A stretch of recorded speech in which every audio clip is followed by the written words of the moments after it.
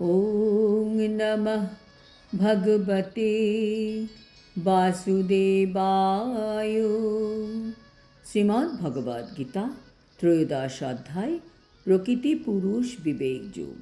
হরে কৃষ্ণ। আজ আমরা প্রকৃতি পুরুষ বিবেক যোগের ২৭ নম্বর শ্লোকটি শুনব। यावत् सञ्जायते किञ्चित् सत्तं स्थावरजङ्गमं क्षेत्रक्षेत्रज्ञसंयोगात् तद्विद्धि भरतर्षभ। অনুবাদ: হে ভারত শ্রেষ্ঠ, স্থাবর ও জঙ্গম উভয়েরই যা কিছু অস্তিত্ব আছে সে সবই ক্ষেত্র ও ক্ষেত্রজ্ঞের সংযোগ থেকে উৎপন্ন হয়েছে বলে জানবে। তাৎপর্য: যা কিছু আমরা দেখতে পাচ্ছি তার মধ্যে ক্ষেত্রও আছে, আবার ক্ষেত্রজ্ঞও আছে। তার মানে সবারই একটি করে দেহ আছে। যেমন প্রত্যেকটি মানুষের, পশু পাখি কীট পতঙ্গ সকলেরই একটি করে শরীর আছে। এমনকি নদী পর্বত গাছ সকলেরই শরীর আছে। তার মানে সবারই আত্মাও আছে। প্রভুপাদ বলছেন যে জড় প্রকৃতি ও জীব উভয়েই সৃষ্টির পূর্বে বর্তমান ছিল। তাদের সম্বন্ধে এই শ্লোকে ব্যাখ্যা করা হয়েছে। যা কিছু সৃষ্টি হয়েছে তা জড় প্রকৃতি ও জীবের সমন্বয়ের ফলে।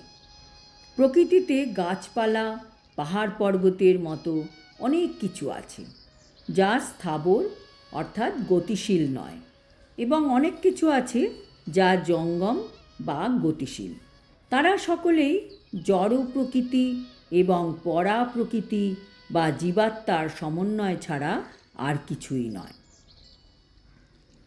যদিও মনে হতে পারে গাছপালা এগুলি তো জড়, তাহলে এদের কি করে আত্মা থাকে? প্রত্যেকের আত্মা থাকে, শুধু এদের চেতনা প্রায় শূন্য। এমনকি প্রত্যেকটি জীবের মধ্যে চেতনার মান পৃথক পৃথক। শাস্ত্রে যা লেখা আছে আমাদের তা মানতেই হবে, কারণ শাস্ত্রের কথা কখনোই বদলায় না। গাছের চেতনা খুবই কম, পাহাড় পর্বতের চেতনা আরও কম। গাছের পর্বতের চেতনা কম হলেও তার মধ্যে আত্মা অবশ্যই আছে। পাহাড় পর্বত গাছপালা হচ্ছে ভগবানের নিকৃষ্টা শক্তি, আর মানুষ হচ্ছে ভগবানের উৎকৃষ্টা শক্তি। ভগবান ইচ্ছা করলে উৎকৃষ্টাকে নিকৃষ্টা করতে পারেন, আবার নিকৃষ্টাকে উৎকৃষ্টা করতে পারেন।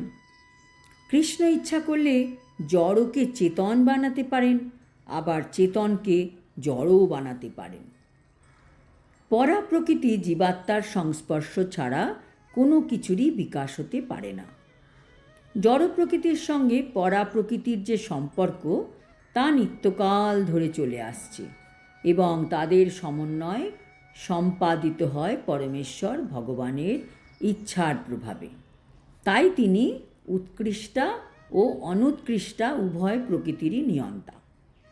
তিনি জড় প্রকৃতির সৃষ্টি করেছেন এবং উৎকৃষ্টা পরা প্রকৃতিকে তিনি জড় প্রকৃতিতে স্থাপন করেছেন, আর তার ফলে এই সমস্ত কিছু প্রকাশিত হয়েছে এবং সক্রিয় হয়েছে।